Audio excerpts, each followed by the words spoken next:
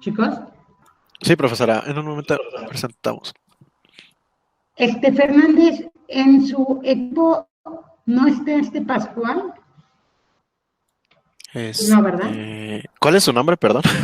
Es Pascual Treviño, Espérame pero tantito. no me acuerdo del Yo, nombre. Pascual Treviño, ya expuse, profesora. Ah, ok. Sí, no. Espérame. Déjame ver. Espérame tantito. Ahorita le digo. ¿En qué equipo está Josué Pacheco Pérez? Chicos. Ok, perfecto. Entonces, ustedes van a exponer el miércoles, ¿de acuerdo? ¿Algo? Sí. Profesora, Entonces, el equipo de psicoacústica, ¿quiénes son? Chicos. Déjame checar. Fernández, Fragoso, Flores Castro, Soto Villanueva y Torres Bautista. Ok, ¿y están todos ya? Sí, profesora. Ok, entonces recuerden que cuando mucho tienen 45 minutos, no más, ¿sale? Pueden empezar ya. profesora, una pregunta.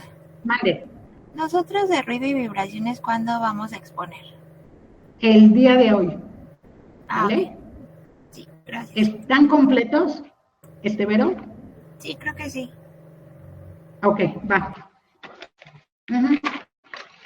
Empiezan, por favor. Sí, profesora, dame un minuto. Ok, sí. Y ahorita, terminando la exposición, les paso lista, ¿va? Ok, Sí, profesor. ok.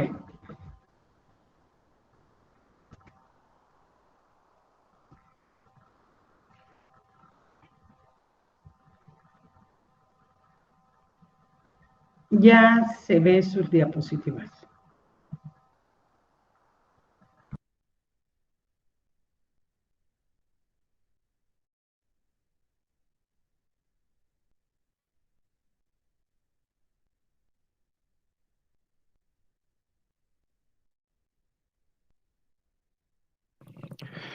Bueno, compañeros, buenos días. Profesora, buenos días. Nosotros somos el equipo de psicoacústica. Están conformado por Fernández Fragoso, Alan Eduardo, Flores Castro, Sergio Adrián, Soto Villanueva, Hugo Alberto y Torres Bautista, Rebeca. Y pues vamos a comenzar.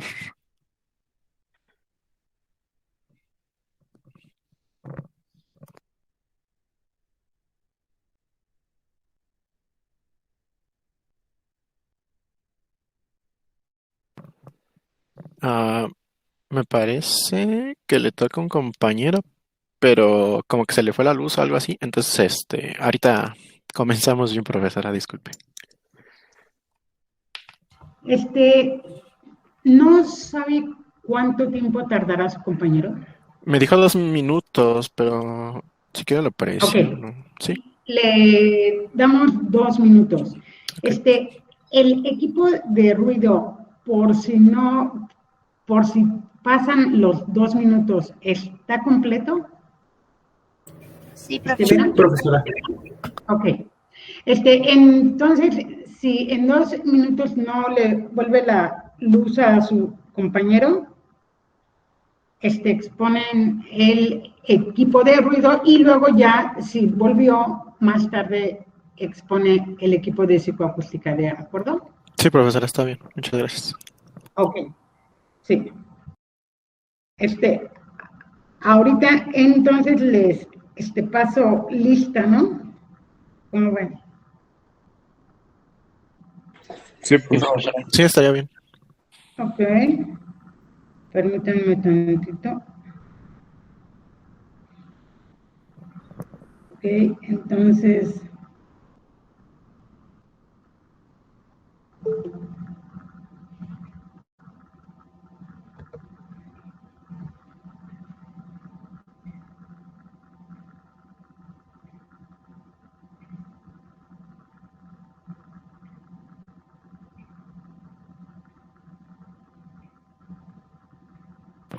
Ya llegó el compañero, profesora. ok, Ya pueden empezar entonces, Ok. ¿va? Sí. Ok. Buenos días, compañeros, profesora.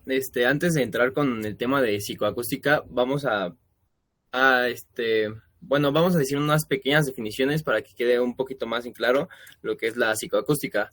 Como primer tema tenemos la audición normal humana, que como ya todos sabemos, el rango de audición humana es de 20 a 20.000 Hz, formando los límites del rango de audición humana, bueno, ya lo límite. También tenemos que tener en cuenta lo que es la sonoridad, que para que el humano pueda empezar a escuchar lo que es la sonoridad. Disculpe una pregunta, Sergio. Mande. ¿Ya dijo la definición de psicoacústica? No, es más adelante, maestra. Ok, lo único, yo creo que si están empezando a dar el tema, creo que lo primero que deben de dar es la definición de lo que están hablando. ¿Me explico? Y ya luego continuar con eso, pero creo que esa es la forma en que deben de hacerlo. Déjenme revisar el temario. Sí, claro. Lo único que quien va a dar la definición la puede dar, por favor. Bueno, la psicoacústica es una rama de la psicofísica que estudia la relación entre las características físicas del estímulo sonoro y la respuesta de carácter psicológico. ¿Nos repite la definición? Sí, claro. La psicoacústica es una rama de la psicofísica que estudia la relación entre las características físicas de un estímulo sonoro y la respuesta de carácter psicológico. Del ser humano, ¿no? Sí. Ok, va. Continúe. Bueno, estaba en lo que era la sonoridad. Bueno, también tenemos lo que se llama la sonoridad, que en los humanos normalmente se puede escuchar a partir de los 0 decibeles. Los sonidos de más de 85 decibeles pueden ser peligrosos para audición, en el caso de exposición prolongada. Siguiente diapositiva, por favor.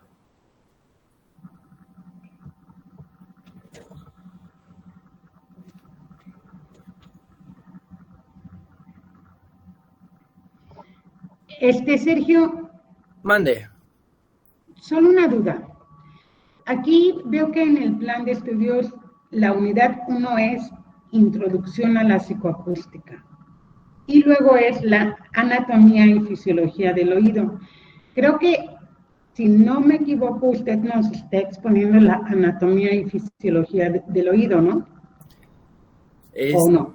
No, eso es más adelante en sí. Ok, va, ya. Ya vi que el 1.1 es audición normal humana. Ya. Ajá, porque eso de la Disculpe la fisiología. interrupción. Ok. No se preocupe. Continúe, por favor. Sí. ¿Sí viste que cambié de diapositiva, compañero?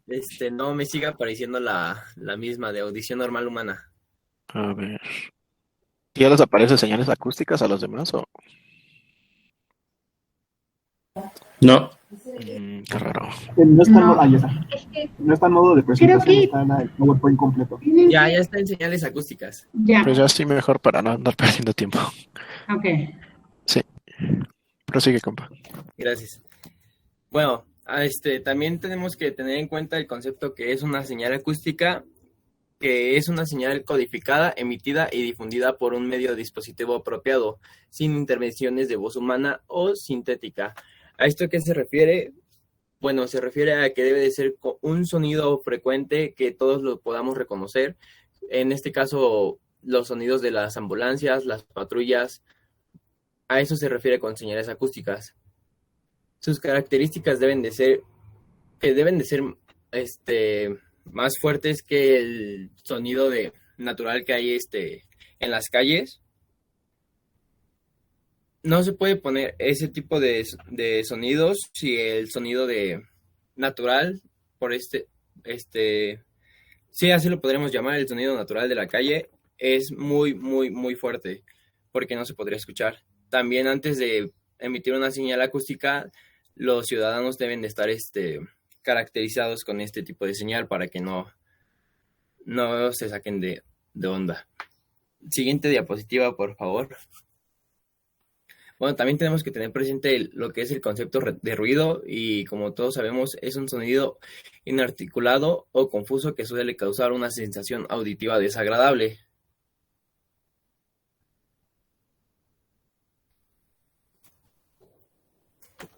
Este es un breve resumen también de lo que es el sonido. Sabemos que el sonido es una onda generada por un cuerpo cuando vibra, que se propaga a través de cualquier medio natural. El número de vibraciones por segundo que realiza un cuerpo se denomina frecuencia y sabemos que sus unidades en el sistema internacional es de hercios.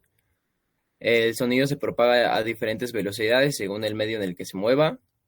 Podemos oír los sonidos gracias a nuestro oído. Dentro de la perturbación hace vibrar nuestro tímpano y esta vibración se va transmitiendo hasta llegar al caracol, lo que es la cóclea. Más adelante se les va a explicar más a fondo cómo se viaja el sonido al oído. También tenemos las cualidades sonoras, que son 3. La sonoridad relacionada con la intensidad. Según esta se clasifican los sonidos en fuertes y débiles. El tono, que es la relación con la frecuencia. El timbre, que nos permite distinguir los instrumentos. Y definimos el ruido como el sonido no deseado que llega a ser molesto. Siguiente, por favor.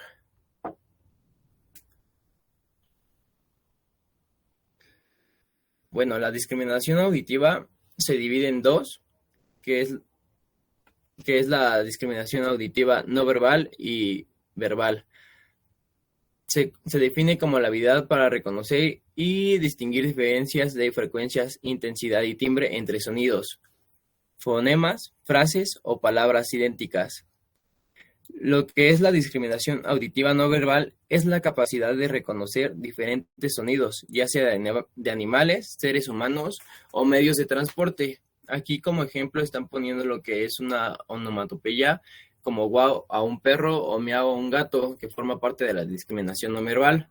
Y la discriminación auditiva verbal es aquella que permite diferenciar contrastes de fonemas vocálicos y consonánticos, así como la presencia o ausencia de un fonema dentro de la palabra. Bueno, ahora ya entramos con lo que es la psicoacústica clásica, que es la encargada de estudiar y analizar lo que está relacionado con la audición. La audición constituye los procesos psicológicos que proporcionan al ser humano la capacidad de oír.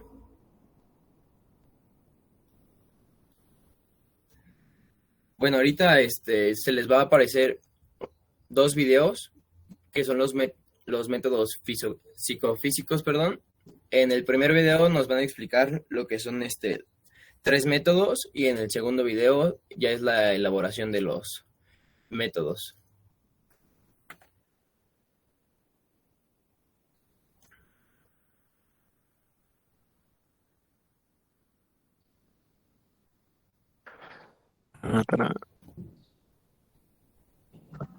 Nada más aquí le... ¿Qué pasó, Sergio? ¿Qué pasó? Van a poner 2 videos, profesora, explicando en el primer video lo que son los métodos psicofísicos y en el segundo video ya es la elaboración de dichos métodos. ¿De cuánto tiempo son los videos? 3 minutos aproximadamente. ¿Cada uno? Sí, bueno, es que en el primero explica detalladamente lo que es Ok, miren, tomen en cuenta el tiempo de exposición que tienen. No van a tener más tiempo, ¿va? Sí, profesora. Okay. Le pongo y me manda un link de YouTube. Sí, ese es el de YouTube. A ver, te comparto.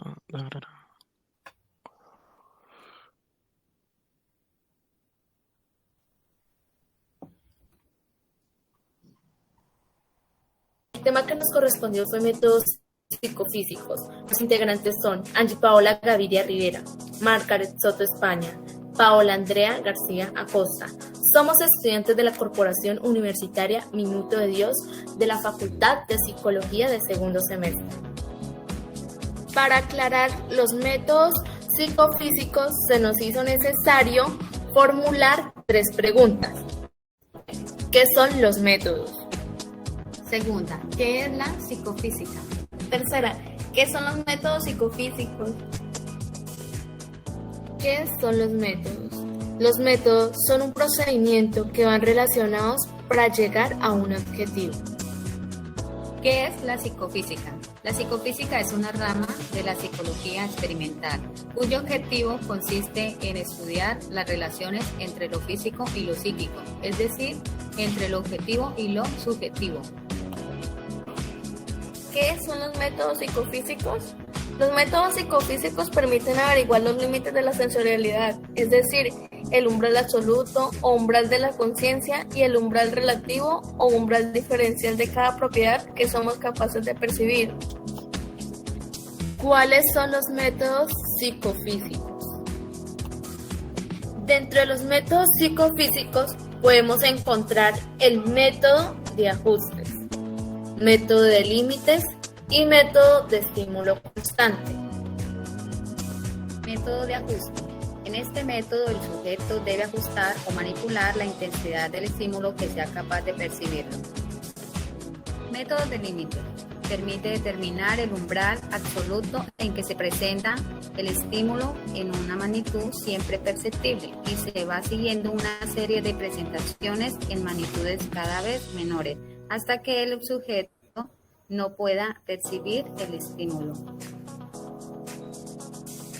Métodos de estímulo constantes. En este método es una técnica psicofísica en la cual los estímulos se presentan en orden aleatorio.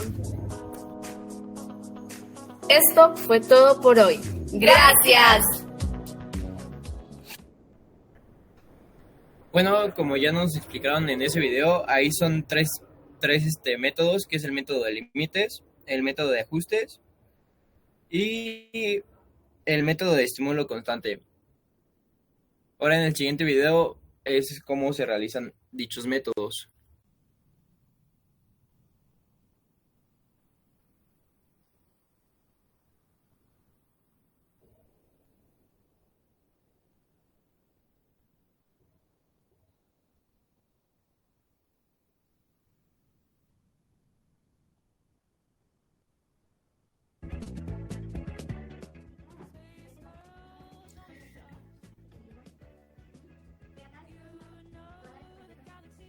¿Sí se escucha?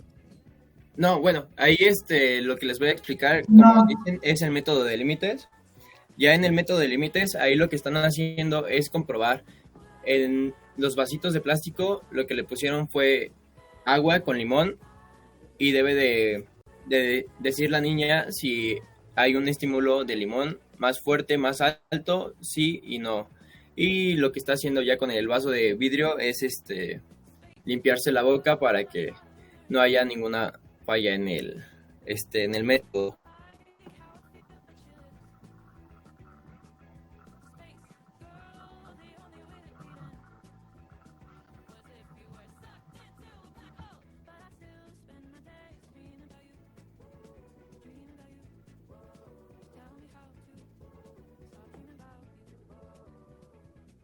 Este tipo de pruebas se debe de realizar más de 2 veces para que no haya ningún problema.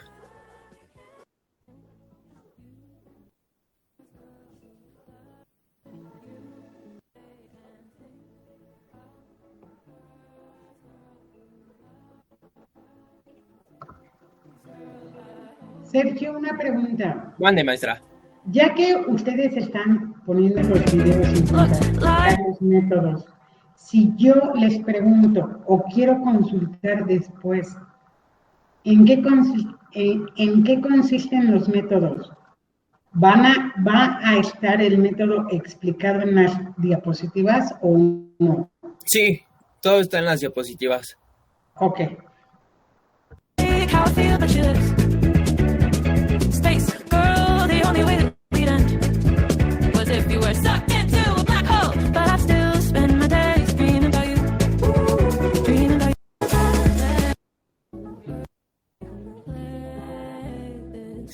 Ahí es el método de ajustes. es relacionado con el sonido. Lo que le está preguntando a la chica es de que si escucha un estímulo más fuerte del sonido de la canción, más débil. Por eso está levantando la mano. Ahí es el método de estímulo constante, que en lo que consiste es colocar dos vasos, en este caso son como frijoles, y lo que debe hacer es decirle qué vaso es el que pesa más y cuál es el que pesa menos, si pesan igual o el peso es diferente. Y eso es básicamente los 3 métodos.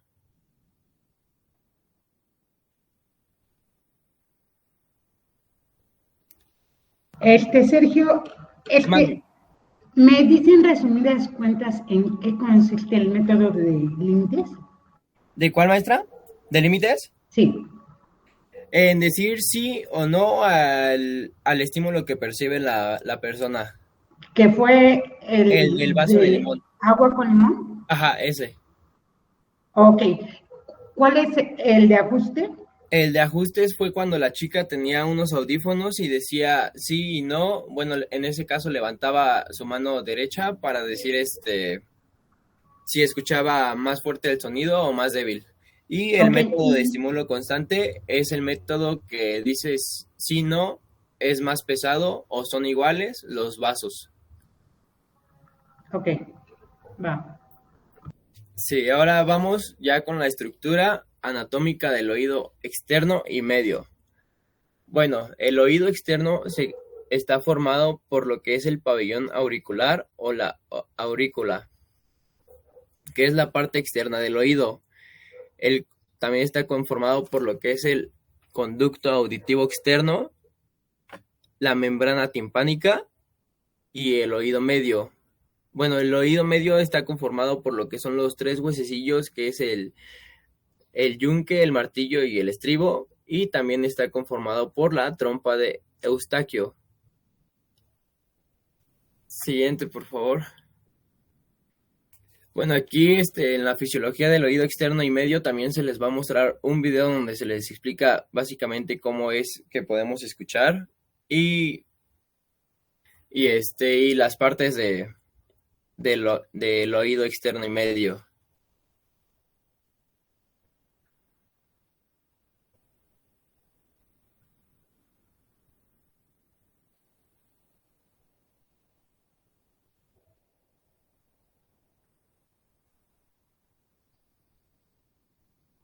Abriendo paso desde su origen hasta llegar al cerebro. Tomemos el ejemplo de una trompeta. Chicos, cuando se toca, que le ponen pausa, por favor. Les dije que cuando mucho podía haber 1 o 2 videos en su exposición. Si su exposición nada más va a ser de videos, no cuenta. No es de puros videos, profesora. No, ya no me puede poner ni un solo video más. ¿Ok?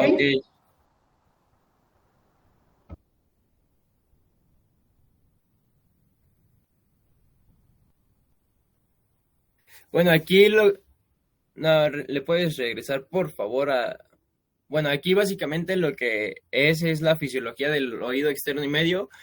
Aquí en la parte de la izquierda, como número 1, es el sonido que entra al oído. Después pasa por los 3 huesecillos, que es el número 3 y 4, que es el yunque, el estribo y el martillo, formando unas pequeñas vibraciones que llegan a la cóclea. La cóclea es lo que parece un caracolito. Ahí en el caracolito es el número 5 y ya ahí lo que produce en la cóclea tenemos un pequeño líquido.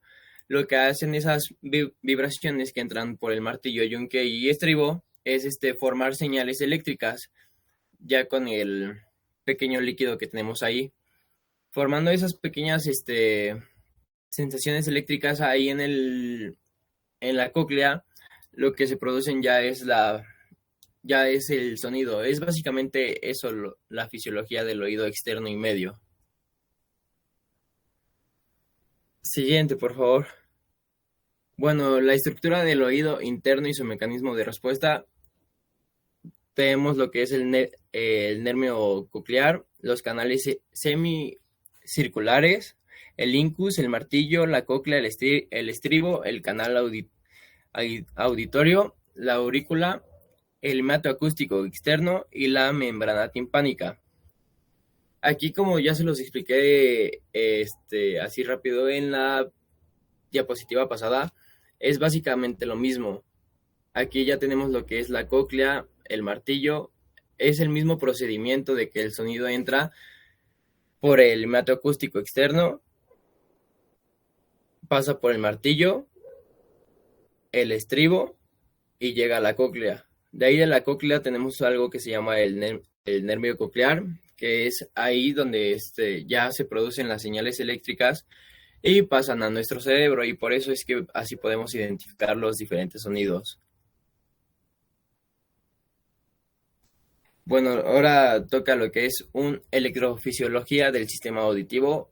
Esto es un estudio básicamente que consiste en una serie de pruebas objetivas, es decir, que no se necesita la intervención directa del paciente, realizadas a través de avanzados equipos técnicos que permiten medir la actividad del órgano auditivo y del cerebro. Este tipo de pruebas se le realiza a bebés que sus mamás pues tienen problemas con el oído, o a personas ya adultas. También se le puede realizar a jóvenes que están empezando a perder lo que es el canal auditivo. Cuenta de tres etapas este examen. Se le colocan primero unos chupones en la parte de la cabeza para medir las señales eléctricas. Y como primera etapa está lo que es los potenciales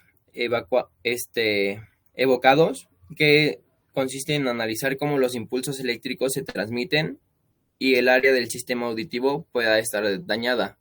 Como segunda etapa tenemos lo que es las emisiones otoacústicas, que son los movimientos producidos por la cóclea a raíz de un estímulo auditivo. Y como tercera etapa tenemos lo que es la timponometría, que esto mide la conducción del sonido a través del oído medio y la movilidad del tímpano. Siguiente, por favor. Bueno, ahora tenemos lo que son los potenciales cocleares. Los potenciales cocleares son de dos tipos: potenciales unitarios, que se registran directamente a la célula sensorial o nerviosa, y los potenciales compuestos o globales, que se registran a distancia y que reflejan la actividad de varias células o de varias fibras. Aquí tenemos lo que es el potencial coclear. ¿Le podrías regresar, por favor? En la imagen que ahorita se les va a presentar, en la parte de la izquierda superior, son los potenciales unitarios. Y en la parte inferior derecha son los potenciales compuestos o globales. Siguiente, por favor. Bueno, en la parte de aquí abajo, en los potenciales cocleares compuestos, también se les conoce, se denomina, también se le denomina electrococleografía al registro de los potenciales cocleares. Bueno, esta técnica consiste en colocar por vía transtimpánica y bajo anestesia local un microelectrodo cerca de la venteno redondo. Y básicamente igual son unos pequeños estudios para los que ya están perdiendo la audición. Siguiente, por favor. Bueno, aquí tenemos lo que es la estructura del nervio auditivo, que el nervio auditivo está formado por dos nervios propios: el nervio coclear, que transporta la información sobre el sonido, y el nervio vestibular, que transporta la información sobre el equilibrio. Cuando falla el primero, se resiente nuestra audición, que es cuando ya tenemos la pérdida. Y cuando falla el segundo, ya las consecuencias son los vértigos, y para eso se deben de hacer lo que es la electrofisiología, que es el examen que se les presentó hace rato. Siguiente, por favor. Bueno, ahora vamos a tener lo que es el sistema aferente, que son 5 vías confirmadas por neuronas que sirven para transportar información. Y como primera vía tenemos lo que es el tálamo, que es una sustancia gelatinosa. Como segundo es el tronco encefálico, que es una sustancia reticular. Y como número 3, el cerebelo, con sus péndulos y el tálamo para enviar la sensibilidad inconsciente. Número 4, la colícula, es en la parte superior del ojo, cabeza y tronco para responder a los estímulos visuales.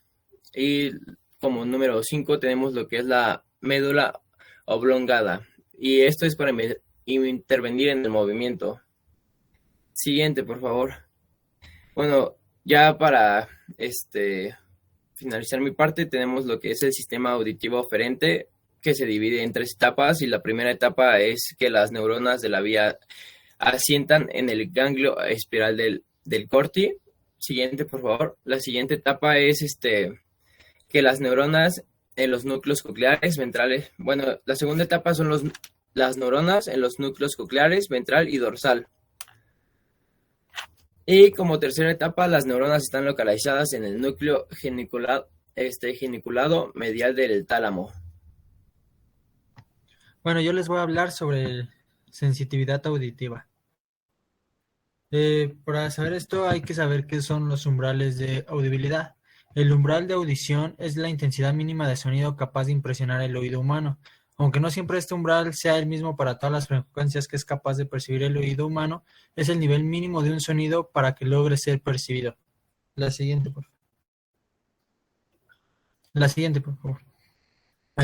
Como ya lo había explicado Sergio, la sonoridad es el componente de la percepción auditiva relacionada con la intensidad acústica, y esta sensación, debida sobre todo a la presión acústica, permite diferenciar un sonido fuerte de un débil. Y hay 3 tipos de umbrales: el absoluto, que es el que se denomina, es el de la audición a la mínima presión acústica, eficaz, que produce una sensación auditiva en un entorno de silencio. También está el umbral de disconfort, que para cada oyente y cada frecuencia, este umbral corresponde al mínimo nivel de presión acústica eficaz que produce una sensación auditiva de malestar. Y los umbrales normales, que son el absoluto y disconfort, corresponde al valor medio de los umbrales. La siguiente, por favor.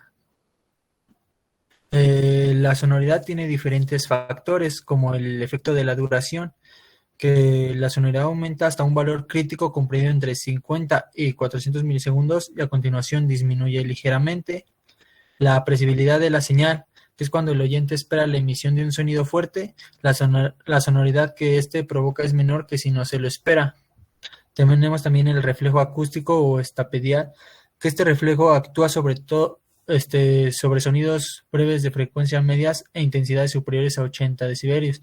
Su función consiste en hacer rígida la cadena tímpano-auricular, lo que supone la disminución de la vibración sonora y por lo tanto una disminución de la sonoridad. Y la fatiga auditiva. Después de la exposición del oído a un sonido muy intenso, se aprecia la elevación del umbral de audición debido a la fatiga de las fibras nerviosas. La siguiente, por favor. Tenemos aquí un cuadro que es la clasificación de diferentes sonidos que hay en la vida cotidiana, que por ejemplo, o en los estudios de radio, la televisión o grabaciones de sonido se tiene contemplado que es como un ambiente silencioso y va de 0 a 20 decibelios. En una área residencial de noche o en un hospital o en conversaciones de una persona con otra, se contempla como un ambiente un poco ruidoso y los decibeles van de 40 a 80 decibelios. Ya en casos más críticos como el despegue de un avión, se le llama como un ambiente insoportable y estos van de 120 a 180 decibelios. La que sigue, por favor. Ahora vamos a hablar les voy a hablar sobre el enmascaramiento. Ya. Bueno, tenemos 2 tipos de el enmascaramiento. Bueno, el enmascaramiento sonoro se puede dividir en 2, en enmascaramiento temporal y enmascaramiento frecuencial. Pero bueno, el enmascaramiento tonal, cuando el oído está expuesto a 2 o más sonidos simultáneos, existe la posibilidad de que uno de ellos enmascare a los demás. Para ser más precisos, cabe definirlo como un efecto producido en la percepción sonora cuando se escuchan 2 sonidos de diferente intensidad al mismo tiempo. La que sigue, por favor. Como les dije, hay dos tipos de enmascaramiento. El primero, el temporal. Este se presenta cuando un tono suave se encuentra cercano en el tiempo a otro tono de amplitud más elevada, según la posición temporal del enmascarante y enmascarado. Y el frecuencial, que se presenta cuando dos tonos llegan al oído simultáneamente, quedando uno de ellos enmascarado por el otro. La que sigue. El batimiento, bueno, les voy a hablar sobre el batimiento, que es un fenómeno que se genera al superponerse dos ondas sinoidales con frecuencias ligeramente distintas. La frecuencia de batimiento es igual a la mitad de la diferencia de las frecuencias de las dos ondas. La que sigue, ¿verdad? Este era un video de un ejemplo de batimiento, pero bueno, se los explico a grandes rasgos. El batimiento de dos ondas sonoras se percibe como un golpeteo o un vibrato. Un ejemplo familiar de batimiento es el que se produce en dos cuerdas de guitarra de frecuencias parecidas. Si prestamos atención, oiremos un sonido de intensidad muy baja en una y una altura muy grave, casi inaudible. En la que sigue, por favor. La fatiga auditiva es el descenso del umbral auditivo que implica una reducción no irreversible de la capacidad auditiva. También se le considera también trauma acústico y se produce todo esto por ruidos intensos y de corta duración, dañando nuestro nervio acústico y las células de nuestro oído interno. Los síntomas de esta fatiga auditiva son como la pérdida de audición y los piteos en el oído, como los silbidos que luego escuchamos o así. Bueno, eso fue todo en mi parte. Bueno, empezaré por definir el umbral binaural. Está formado por ambos oídos que funcionan como canales receptores independientes entre sí y crean efectos diferentes en distintas partes del cerebro. Siguiente, por favor. Cuando hay niveles muy elevados de sonidos, pues pequeñas partes de energía se transfieren de un oído a otro y debido a la conducción que se hace en los huesos del cráneo, la información que recibe cada oído se procesa en el cerebro, es donde se comparan los impulsos nerviosos que produce cada sonido. Este fenómeno es conocido como la fusión binaural. En la localización sonora se refiere a la percepción de la posición de una fuente. Por ejemplo, se denomina diótica cuando se realiza una estimulación igual o se percibe una sensación idéntica en cada oído, y dicótica cuando la estimulación sobre cada oído es distinta o la sensación percibida por cada uno es diferente. Por ejemplo, cuando usamos audífonos, en base a diferentes experimentos se ha demostrado que los humanos somos muy buenos localizadores en el plano horizontal, pero no muy eficientes en el plano vertical, y donde más fallamos es en relación a la distancia. Siguiente, por favor. Como se menciona la ITD, que es la diferencia interaural que ocurre cuando los sonidos no proceden del plano vertical medio sagital. El plano vertical medio sagital es un plano que partiría a la mitad nuestra nariz y va de adelante hacia atrás. Cuando se encuentra ahí, los sonidos llegan fuera de ese plano, los sonidos llegan a un oído antes que el otro. Y la siguiente. La ILD se refiere a la diferencia en la intensidad de un sonido, que son las variaciones de intensidad que llega a cada oído. Puede ocurrir que la cabeza produzca una sombra acústica en el oído más lejano de la fuente, y eso pues disminuye la intensidad, y además la cabeza también se comporta como una barrera acústica que normalmente deja pasar a las bajas frecuencias y refleja las altas frecuencias. Y la posición ideal para percibir equitativamente la intensidad es en el plano horizontal. La siguiente, por favor. En los experimentos de localización sonora, los estímulos se presentan ya sea pues en campo libre es decir, utilizando un conjunto de bocinas o a través de auriculares, y se debe a que con estos aparatos tenemos la ventaja de que se puede ejercer un mayor control en los parámetros acústicos que inciden. Podemos jugar con los cambios o alteraciones y controlarlas. Y tenemos denominado como lateralización o localización dentro de la cabeza a este fenómeno porque la persona involucrada en el experimento tiene la impresión de que el sonido proviene desde algún lugar dentro de la cabeza. Siguiente, por favor.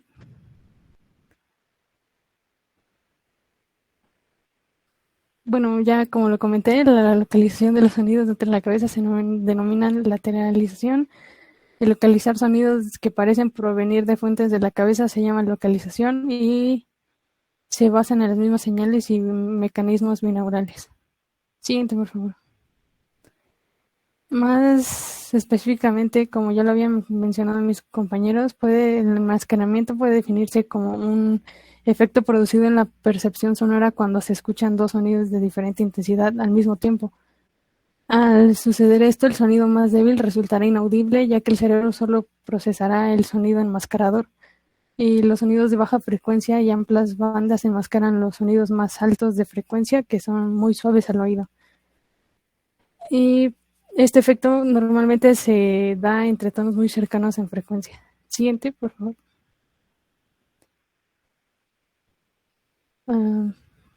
Siguiente. Bueno, para la sonoridad, cuando escuchamos un oído, normalmente lo que juzgamos es esta característica, como al decir que un trueno es extremadamente ruidoso, pero de manera correcta sería que es muy sonoro, mientras que la voz de una persona pues no es muy sonora. Esta es una característica cuantitativa respecto a algunas ciertas clases del sonido que vamos a ver después. Y esto es comparado con un sonido patrón. El sonido patrón se determinó como un tono de un ciclo por segundo o un hertz con un nivel de presión sonora de 40 decibeles. Y es principalmente función de y se basa en la presión sonora. Su unidad también es el son. Una sonoridad de un son corresponde a un nivel de sonoridad de 40 fonios.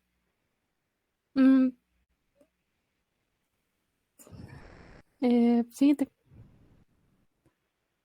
Un ruido, por ejemplo, complejo es la sensación auditiva no deseada que corresponde generalmente a una variación de la presión sonora a lo largo de un cierto tiempo. Estos sonidos se caracterizan por ser la suma de frecuencias y amplitudes de varios sonidos puros.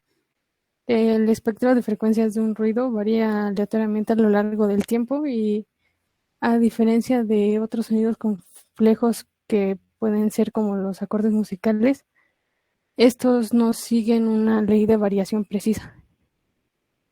Siguiente. Para medir la sonoridad de un ruido complejo, como ya mencioné, que es un sonido formado por la superposición de infinitos tonos puros con frecuencias infinitas que son próximas, se usa la fórmula que se ve en la pantalla, que nos da la sonoridad, nos dice que es la suma de todos los niveles de sonido de cada banda por el valor máximo de sonoridad multiplicado por una constante de frecuencia que es 0.3 cuando el análisis se hace por octavas o 0.15 cuando el análisis se hace en tercios de octava. Con esto obtenemos el nivel global de sonoridad de un ruido complejo y se llama método Stevens Mark 6. Siguiente. En este otro método, el método de Stevens Mark 7, se usa la misma ecuación que el método anterior, pero los resultados son similares, pero el desnivel ahora es de 8 decibeles, y porque la frecuencia de referencia cambia a 3.150 Hz y se produce una salida no lineal. Siguiente. Hablando del pitch, otra característica se puede definir también como altura de las ondas sonoras y está relacionada a las frecuencias altas que implican una altura alta o aguda, mientras que las bajas corresponden a una altura baja o grave. La percepción de las alturas se da en la membrana basilar del oído interno y en varias etapas se procesan por componentes de las frecuencias y los centros neuronales son los que se ven afectados. Siguiente.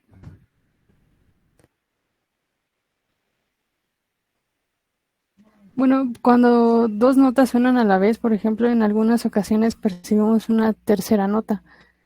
Y esta frecuencia se define como la resta de las dos originales. La presencia de un tono como estos se puede explicar como un fenómeno no lineal que crea distorsión. Hace que se pierda la relación entre la entrada y la salida. La salida pues sufre una distorsión. Siguiente, por favor. Siguiente. Aquí tenemos un ejemplo de diferencia de tonos. Como ya lo hemos visto antes, un tono equivale a 2 semitonos y estos equivalen a la distancia entre frecuencias que hay entre cada uno de los sonidos. Es decir, que el intervalo es el intervalo que existe entre dos notas consecutivas. Siguiente, por favor. Bueno, en esa imagen resumimos los atributos subjetivos del sonido, que son los que ya expliqué anteriormente, y agregamos duración y timbre, que son, bueno, ambos dependen de la forma de onda y su forma de representación de la duración es en notas musicales. Y el timbre pues se ve en la amplitud y duración de una onda. Eso es todo de mi parte. Bueno, para finalizar tenemos 2 temas más, que es la normalización y tenemos los niveles sonoros. Las presiones acústicas a las cuales es sensible el oído humano varían en un intervalo que es demasiado grande, así que el umbral inferior de la audición humana, es decir, la presión acústica mínima que provoca una sensación auditiva, es de 2 a 2 por 10 a la menos 5 pascales y el umbral máximo es alrededor de 20 pascales. Y pues aquí tenemos cómo se define el nivel de presión sonora, que es 10 logaritmo de P al cuadrado sobre P al cuadrado 0, P0 al cuadrado, y es igual al 20 logaritmo de P sobre P0. Después tenemos la suma de niveles sonoros. Cuando dos fuentes sonoras radian sonido, ambas contribuyen en un nivel de presión sonora existente en un punto alejado de dichas fuentes. Si las dos fuentes de sonido radian la misma cantidad de energía en un punto equidistante, o sea que están a la misma distancia, de ambas fuentes la intensidad sonora será 2 veces mayor que si solamente tuviéramos una fuente radiando, ya que la intensidad es proporcional al cuadrado de la presión. Entonces, al doblar produce un incremento de 3 decibeles en la presión sonora existente. Y pues aquí tenemos una imagen que explica esta cosa. Bueno, la suma de niveles sonoros y las dos fuentes en un punto equidistante. Cuando sumamos la contribución de 2 o más fuentes, esta no es igual a la suma numérica de los valores individuales en decibeles. El método numérico para sumar niveles sonoros es la fórmula que tenemos aquí al lado, que es 10 logaritmo de la sumatoria cuando i es igual a 1 hasta n de 10 sobre li entre 10. Y existe un método gráfico que permite sumar niveles sonoros de 2 en 2 y que se apoya en la utilización del ábaco siguiente, que es este de acá. Y pues aquí podemos ver cómo se van determinando la suma de 2 niveles sonoros. Después tenemos la intensidad sonora. La intensidad acústica se define como la cantidad de energía sonora transmitida en una dirección determinada por unidad de área. Para realizar la medida de intensidad se utiliza actualmente analizadores de doble canal con posibilidad de espectro cruzado y una sonda que consiste en 2 micrófonos separados a corta distancia. Permite determinar la cantidad de energía sonora que radia una fuente dentro de un ambiente ruidoso y no es posible medirlo con un sonómetro. Y el nivel de intensidad sonora se mide en watts sobre metro cuadrado. Y tenemos los factores a los que depende la intensidad del sonido. Esto depende de la potencia de la fuente sonora, la distancia de la fuente sonora, la naturaleza del medio de transmisión y el nivel de intensidad sonora. Ahora, la presión sonora. Puesto que la presión sonora es una magnitud variable de un punto a otro, en ciertas circunstancias es conveniente utilizar como medida de amplitud del sonido otras magnitudes en lugar de la presión. Se pueden utilizar otras magnitudes para definir la amplitud de una onda sonora, que pues es esta de acá, que es la presión, potencia e intensidad. Y para una onda plana prolongándose en un campo libre tenemos la siguiente fórmula, donde P es la densidad del medio, C es la velocidad de propagación de la onda sonora y R es la distancia de la fuente sonora al punto de medida. Y aquí tenemos la fórmula de potencia sonora. La potencia acústica es la cantidad de energía radiada por una fuente determinada. El nivel de potencia acústica es la cantidad de energía total radiada en un segundo y se mide en watts. La referencia es un picowatt, que es igual a 10 por 10 a la menos 12 watts. Y pues aquí tenemos las fórmulas de presión, intensidad y potencia sonora. El Mark 7, que también es conocido como ruidosidad. El nivel percibido, PL, conocido también como Mark 7, es una revisión del nivel de sonoridad. Mark 6 de 1972, que es lo que explicó la compañera anteriormente, desarrollado por Stevens para ser incorporado a la investigación tanto de la sonoridad como de la ruidosidad. Y tenemos el nivel equivalente. LEQ es el nivel de ruido continuo equivalente y representa la exposición total al ruido durante el periodo de interés o la energía promedio de nivel ruido durante el periodo de interés. LEQ es generalmente descrito como el nivel de ruido promedio durante una medición de ruido, aunque esta definición es técnicamente correcta. Es la manera más simple de entender este parámetro y si el nivel de ruido varía rápidamente, el promedio energético en un periodo de parámetro útil y por esta razón es comúnmente llamado nivel de ruido equivalente. Después tenemos Noise Rating Curves. Todas las superficies tienen cierta cantidad de absorción. Una forma común de evaluar la absorción es con el coeficiente de reducción de ruido, NRC. NRC es una representación a escala de la cantidad de energía de sonido absorbida a golpear una superficie particular. Un NRC de 0 indica una reflexión perfecta. NRC de 1 indica una absorción perfecta. Entonces los valores entre 0 y 1 pues hace algo que no tiene una reflexión y una absorción perfecta. Aquí tenemos unas tablitas que por falta de tiempo pues no las voy a poder explicar. Y para finalizar tenemos el aspecto general de la musicoterapia, que era el último que venía del temario. Y pues para empezar, ¿qué es la musicoterapia? La musicoterapia es un método que utiliza la música y el sonido para establecer la comunicación y el vínculo necesario para lograr objetivos de carácter terapéutico. Lo que produce esto es mejorar la calidad de vida y salud abarcando un plano físico, emocional y cognitivo, haciendo que estemos bien física y mentalmente.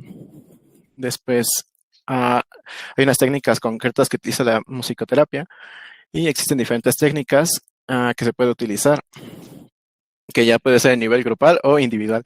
La improvisación instrumental, que define la improvisación instrumental como utilizar instrumentos de música para expresarse de manera espontánea, así como son los grupos de jazz que se ponen a improvisar y ya unos y otros se van siguiendo para poder crear pues música que sea agradable al oído. La improvisación vocal consiste en el uso de la voz para expresarse. En este sentido, se emplean diferentes recursos como la improvisación a partir de palabras o la imitación de sonidos del cuerpo o la naturaleza. ¿Y esto cómo afecta a nuestro cerebro? La música tiene ciertos componentes que actúan de manera beneficiosa a nuestro cerebro.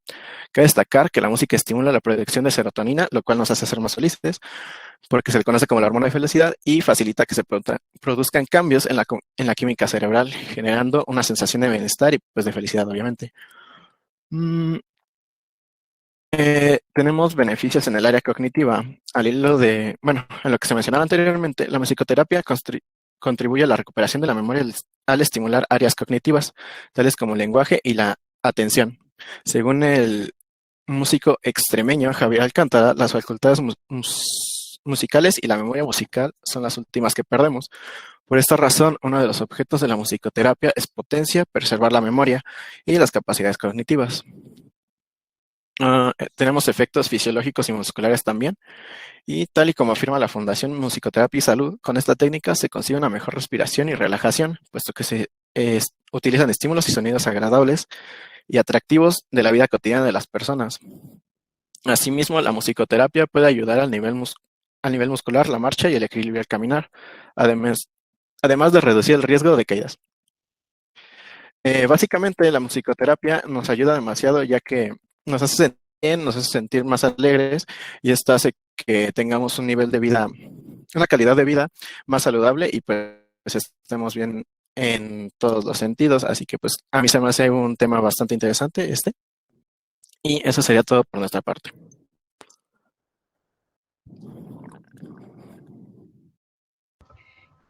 Chicos, mi única duda es, no escuché lo de la inteligibilidad. ¿Sí estaba en las diapositivas? Chicos, ¿me escuchan? Fernández. Sí, profesora, sí la escuchamos. Sí estaba lo de la inteligibilidad en las diapositivas, ¿o no? Me parece que sí. Miren, si no está, se lo anexan, ¿de acuerdo? Sí, profesora, sin ningún problema. Ok, va. Entonces, creo que nos faltan tres minutos, ¿no?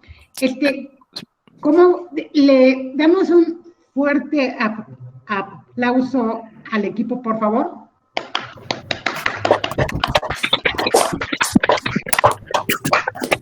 Muy bien, gracias. Disculpe, profesora, ¿cuál era el tema que dijo que nos faltaba? Perdón. La inteligibilidad de la palabra, que está en la unidad 8. Sí, ok, entonces el anexo y ya después subimos la presentación, profesora. Mande. Sí, por favor, ¿no? El equipo de ruido, ¿cómo ve si expone parte aquí y parte el miércoles para que terminen la exposición?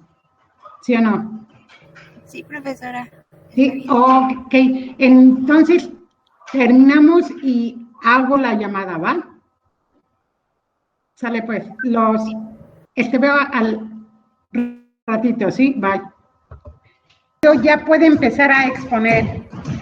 Sí, profesora. Vamos.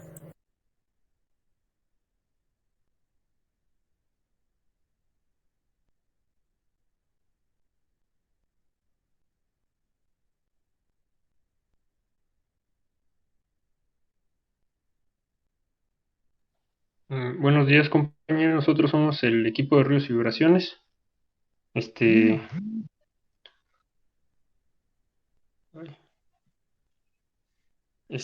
Primero que nada, el ruido es la sensación auditiva inarticulada generalmente desagradable. En el medio ambiente se define como todo lo molesto para el oído, más exactamente como todo sonido no deseado. Desde ese punto de vista, la más excelsa música puede ser calificada como ruido por aquella persona que en cierto momento no desea oírla. Siguiente, por favor.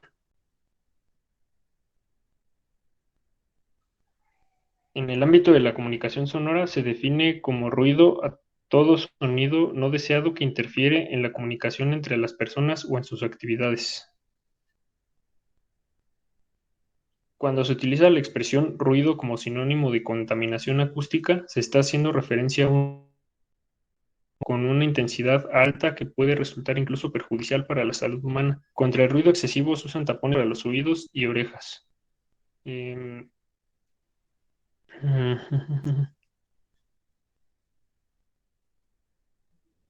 Contra el ruido excesivo, tanto por orejas, que son cascos para las orejas, los cuales contienen una electrónica que disminuye los ruidos exteriores, disminuyéndolos o haciendo que su audición sea más agradable, para así evitar la pérdida de audición que si no se controla puede provocar la sordera.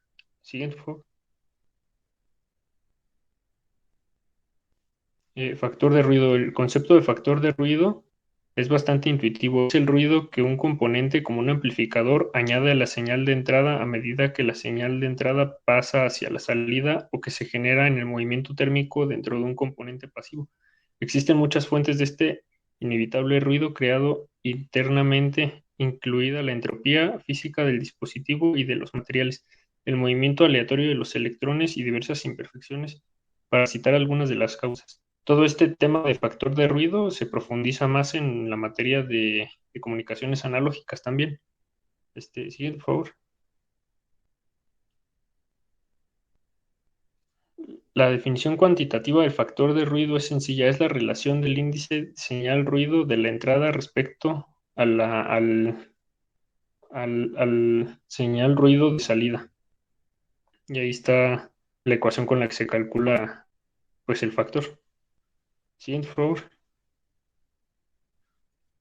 Incluso los componentes pasivos sin ganancia, tales como las resistencias, tienen un factor de ruido definido como la proporción de ruido producido por una resistencia real respecto al simple ruido térmico de una resistencia ideal. Para estandarizar la comparación, el factor de ruido se mide a una temperatura de 290 grados Kelvin, una elección que es una gran medida en consecuencia de la investigación fundamental realizada por Harald Fries en los laboratorios telefónicos de Bell en el año 30. La fuente de ruido estándar utilizada para la comparación tiene un nivel de ruido Kt, donde K es la constante de Boltzmann, que es 1.38 por 10 a la menos 23 joules. Siguiente, por favor.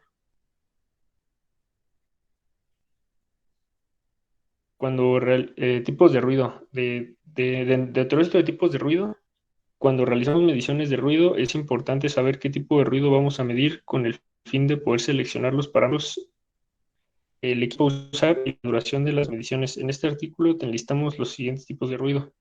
Nuestro oído reconoce información de los sonidos que escuchamos, la información que no necesitamos o que no queremos pasar a hacer ruido. Las características del ruido que nos hacen entender y prestar atención son tonos o cambios en el nivel sonoro. Cuanto más destacable sea el tono o más abrupto el cambio de sonoro, más perceptible es el ruido. Siguiente, por favor. Ruido continuo. El ruido continuo se produce por maquinaria que opera del mismo modo sin interrupción, por ejemplo, ventiladores, bombas y equipos de proceso. Para determinar el nivel de ruido es suficiente medir durante unos pocos minutos con un equipo manual. Si se escuchan los tonos o bajas frecuencias, puede medirse también el espectro de frecuencias para un posterior análisis y documentación. Siguiente, por favor. Ruido intermitente. Cuando la maquinaria opera en ciclos o cuando pasan vehículos aislados o aviones, el nivel de ruido aumenta o disminuye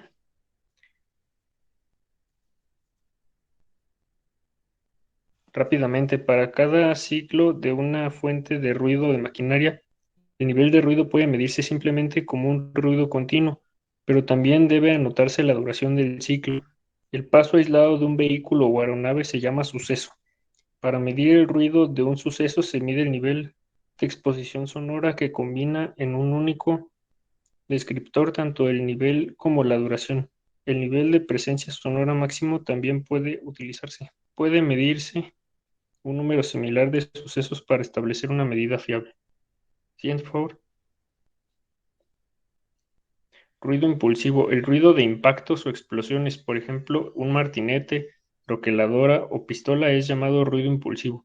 Es breve y abrupto y su efecto sorprendente causa mayor molestia que la esperada a partir de una simple medida del nivel de presión sonora. Para cuantificar el impulso de ruido se puede utilizar la diferencia entre un parámetro con respuesta rápida y uno de respuesta lenta.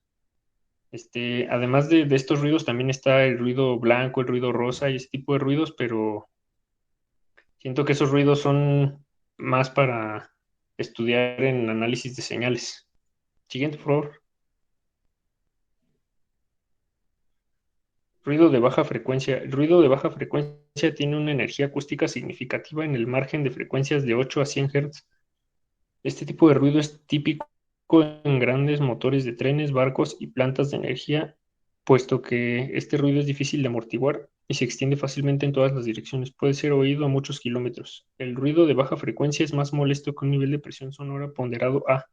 La diferencia entre el nivel sonoro ponderado A y el ponderado C puede indicar la existencia o no de un problema de ruido de baja frecuencia. ¿Siguen, por favor?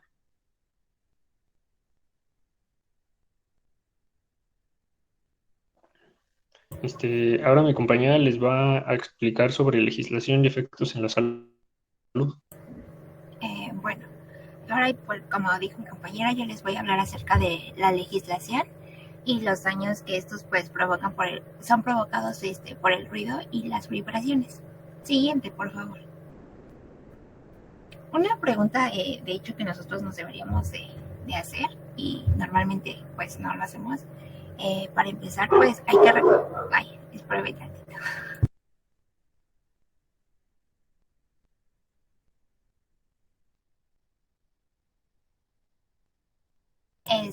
Bueno, para empezar hay que recordar que la mayoría de nosotros estudiamos aquí cuando estábamos presencial, pues en una zona industrial.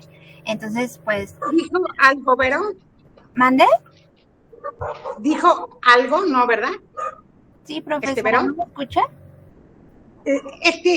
Casi no. ¿Qué me dijo? ¿Vero? Pues es que estoy hablando ya en la exposición, profesora. ¿No me escucha? Va. No. Ajá. Ok, continúe. Va. Bueno, los niveles de ruido están por encima de los permisibles por la norma ambiental y los recomendados por la OMS. De hecho, aquí en la Ciudad de México, pues es una zona con excesiva contaminación sonora, de acuerdo a los estándares y recomendaciones internacionales. Esta situación destruye y pues va a afectar notablemente la calidad de la vida de las personas que aquí habitamos. Yo leí un artículo científico y en especial hago mención a un artículo que fue desarrollado por el ingeniero Juan Rosendiz. Él es ingeniero en acústica y él indica que el sueño puede ser uno de los factores más dañados en la vida diaria de una persona, derivado de la alta contaminación pues auditiva, y esta puede provocar ciertas alucinaciones o alterar el pensamiento y la memoria. Según la OMS, el nivel más alto permisible de exposición al ruido en un lugar de trabajo es de 85 decibeles y durante un periodo máximo de 8 horas. Siguiente, por favor.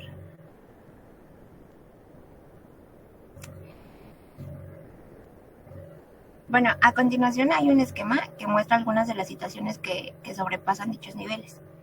En este esquema se puede ver que se tiene una escala de 80 a 150 decibeles, donde la parte amarilla pues va a indicar que puede afectar la audición, donde es recomendado usar pues protectores de oídos, y algunos ejemplos como son la música en conciertos, la máquina de cortar el pasto y lo que vivimos pues todos los días, que es el tráfico, ya sea por los camiones pesados, el movimiento, etcétera.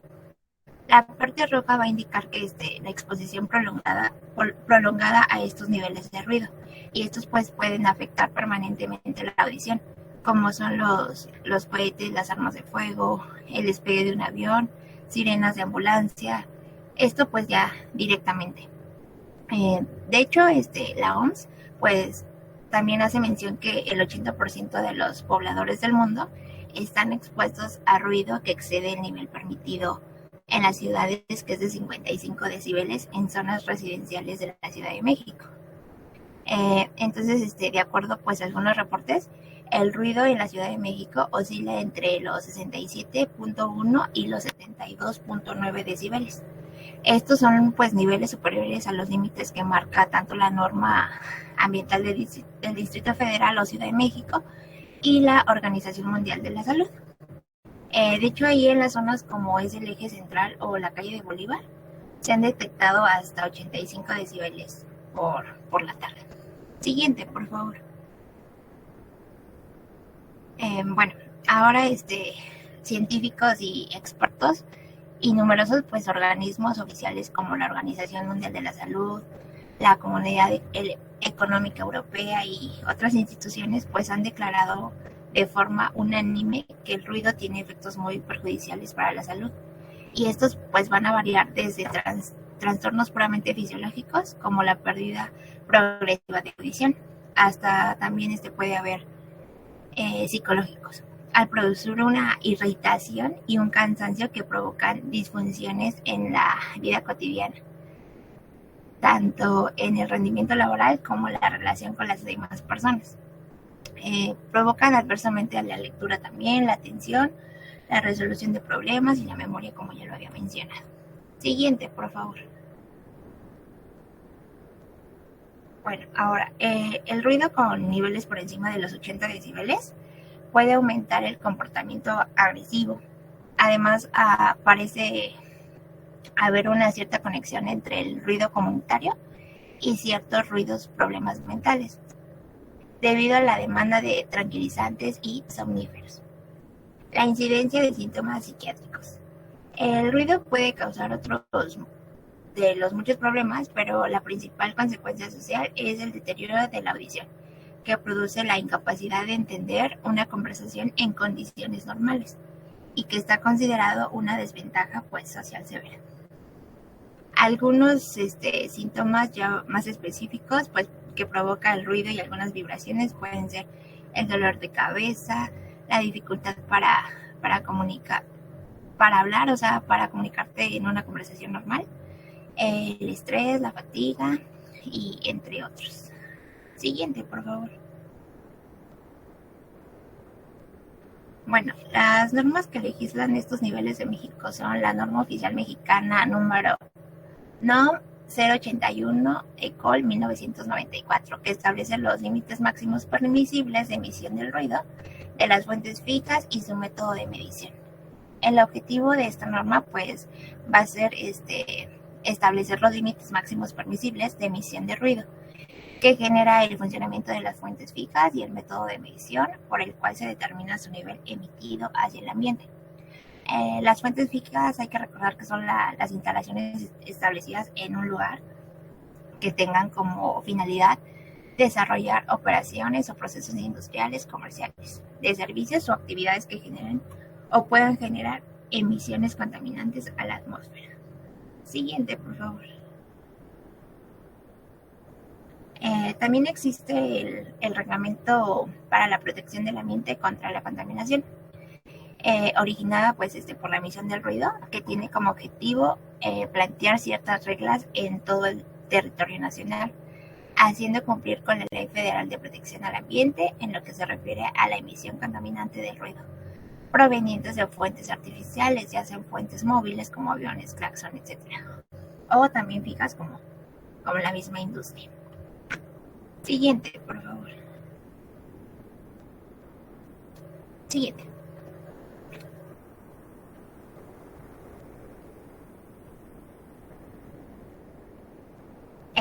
Bueno, pasando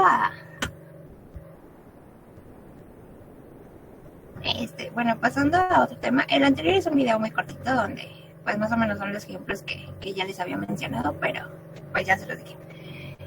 Bueno, pasando a otro tema, también les quería hablar acerca de las vibraciones en cuerdas. Siguiente, por favor. Bueno, como introducción hay que recordar que la masa es, como ya lo habíamos mencionado anteriormente con la profesora, la masa se mueve como un cuerpo rígido, por la cual se podría considerar que está concentrada en un solo punto, pero sin embargo la mayoría de los cuerpos vibrantes no son tan simples. Por ejemplo, un cono de altavoz no se mueve como una unidad, ya que el diagrama tiene su masa distribuida por la superficie. También va a ocurrir lo mismo si una cuerda de piano o en la superficie de un platillo. Las ondas estacionarias sobre una cuerda son cuando una onda senoidal se va a reflejar de un extremo fijo o libre de una cuerda estirada. Las ondas incidentes y reflejadas se van a combinar para formar una onda senoidal estacionaria que contiene nodos y antinodos. Esos nodos adyacentes son separados una distancia lambda sobre 2, lo mismo que los antinodos adyacentes. Como una notita, puede ser que los puntos de coordenada X, para los que desplazan para los que el desplazamiento vertical es nulo y se llaman nudos, y aquellos para los que la amplitud es máxima son los antinodos. Siguiente, por favor. Bueno, ahora las ondas transversales en una cuerda es considerado cuando una cuerda es tirada con una tensión T, si una porción de equilibrio y después se suelta, se observa que el desplazamiento no permanece fijo en su posición inicial, sino que se va a romper en dos perturbaciones separadas que se propagan a lo largo de la cuerda. Una se va a mover hacia la derecha y la otra a la izquierda con la misma velocidad. La teoría y la práctica demuestran que esta velocidad está dada por la ecuación ρ por L, donde C está en metros sobre segundo, T es la tensión en newtons y PL es ρL es la masa por unidad de longitud. Siguiente, por favor. Bueno, la vibración forzada en una cuerda infinita, el tipo de vibración más simple, va a ser el tipo de vibración más simple que se puede establecer en una cuerda, es el que resulta de la aplicación de una fuerza excitadora senoidal transversal al extremo de una cuerda ideal de longitud infinita, ya que las cuerdas reales son todas las longitudes finitas, por su análisis está justificado porque no solo da una introducción simple al estudio de las vibraciones de cuerdas de longitud infinita, sino que también pues va a ayudar al entendimiento de la transmisión de ondas acústicas. Y de hecho también como que hemos visto en clases se hacen mención a las leyes de las cuerdas. Siguiente, por favor. Bueno, por último, la vibración forzada de una cuerda de longitud finita. El comportamiento de la cuerda de la longitud finita forzada en un extremo es considerablemente más complicada que el de la cuerda infinita. La onda reflejada desde el soporte en el otro extremo de la cuerda va a interactuar con la onda que viaja hacia el soporte y a su vez pues va a ser reflejada desde el extremo excitado. Sin embargo, cuando se llega al estado estacionario, la solución debe expresarse en términos de ondas armónicas que viajan en sentidos opuestos, y hay que considerar que existen tipos de limitaciones, como va a ser la cuerda fija forzada y la cuerda con carga másica forzada. Y por mi parte hasta ahí sería todo.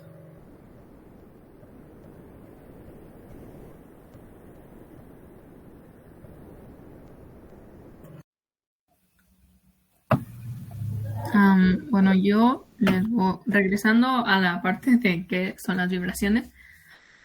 Pues es un movimiento oscilatorio que se puede considerar como un movimiento repetitivo alrededor de una posición de equilibrio. Este tipo de movimientos no involucra necesariamente deformaciones internas del cuerpo entero. Tenemos como características de la vibración la frecuencia, que es el número de veces por segundo que se realiza el ciclo completo de la oscilación. La amplitud es el análisis de la amplitud de la vibración en cada una de las frecuencias, que se llama análisis de frecuencias. Este se va a medir en aceleración, velocidad y distancia, que también se puede medir en decibeles. La dirección, que es en función de los tres ejes del espacio, la X, la Y y la Z. En el desplazamiento, la distancia al objeto desde una posición de referencia o punto de equilibrio. La velocidad, que va a ser la variación en el desplazamiento, que por lo general se va a medir en pulgadas por segundo o milímetros por segundo. Y la aceleración, que es la variación en la velocidad y se mide en G, que es la aceleración promedio debido a la gravedad en la superficie de la Tierra, o milímetros sobre segundo cuadrado.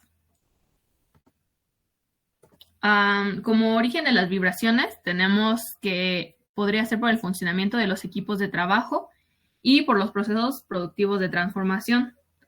Por ejemplo, las prensas, tronzadoras, martillos neumáticos, etc. Las causadas por el deterioro o desgaste de la maquinaria, que es desgastes de superficie o de excentricidades.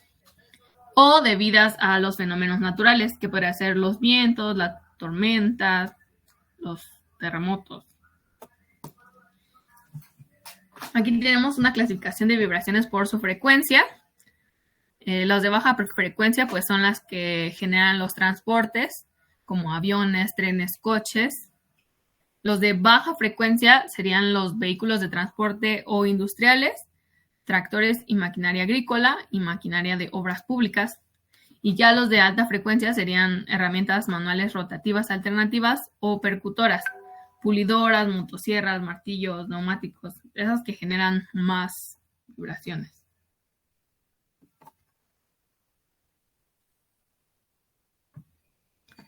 Por acá también podemos clasificarlas como según la parte del cuerpo a la que afecten. Serían globales si van a afectar a todo el cuerpo o parciales si es por subsistemas del cuerpo. Según sus características físicas, tenemos las vibraciones libres, que serían periódicas o sinusoidales, las vibraciones no periódicas, como los choques, y las vibraciones aleatorias, que serían por fuerzas externas. Y según su origen, que serían producidas en procesos de transformación, generadas por el funcionamiento de la maquinaria, debidas a fallos de la maquinaria y las de origen natural. Por acá tenemos los equipos de medición de vibraciones. La cadena de medida es la respuesta humana a las vibraciones. En el nivel global tenemos que usa la salida del detector RMS y proporciona un número que expresa el nivel de energía de la vibración. Y el espectro en frecuencia, que da información más detallada para el análisis. En escalas a usar tenemos la escala lineal, que es más fácil de interpretar. Permite ver frecuencias relacionadas armónicamente de forma fácil. Y de la escala logarítmica abarca rangos más amplios en el mismo espacio. Con los filtros tenemos el que pasa banda, como el primero es ancho de banda variable, que es octava y tercio de octava. Y el ancho de banda constante, que es según la selección. En los sensores tenemos a los acelerómetros, que el tipo más usual es el piezoeléctrico. Generan una señal eléctrica por la deformación mecánica ejercida sobre cristales piezoeléctricos asimétricos. La tensión es directamente proporcional a la aceleración ejercida sobre el acelerómetro. Tienen un eje de medida, que sería monoaxial, o tres, que serían triaxiales. Y sus características son rango de frecuencias, límite superior e inferior, sensibilidad y rango dinámico. Las ventajas de esta es que no tienen partes móviles, son robustos, amplio rango dinámico, amplio rango en frecuencia, compactos y de bajo peso generalmente, alta estabilidad y pueden montarse en cualquier orientación. En su selección es rango de aceleraciones a medir, rango de frecuencias a cubrir y en general a mayor tamaño, mayor sensibilidad y menor rango de frecuencias y viceversa. Ay, ya no está la maestra. No. No, pero tú síguele, ¿no? ¿Les sigo? Sí, porque de por sí la próxima clase toca exponer el otro equipo, entonces no sé si te dé chance. Pero yo diría que expusiera su parte, porque a fin de cuentas es la maestra la que lo va a escuchar, ¿no? Pero ya Pero creo si la que anterior es el mes pasado, y creo que sí les hace repetir la expo, donde se quedó ella.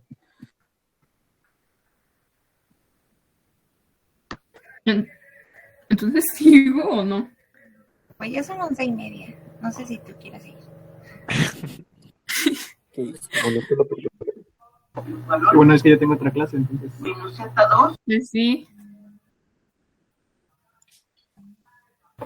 Pues hasta ahí que se quede, ¿no? Y continuamos el miércoles. Sí.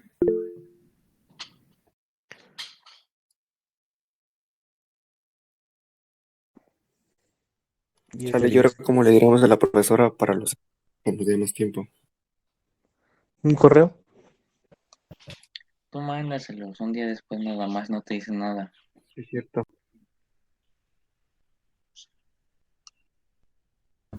Pues sí hay que mandar un correo, por lo menos unos 5 y ya en el grupo decimos que nos dice. Bueno, pues nos vemos, porque tengo otro. Va. Dale, hasta luego.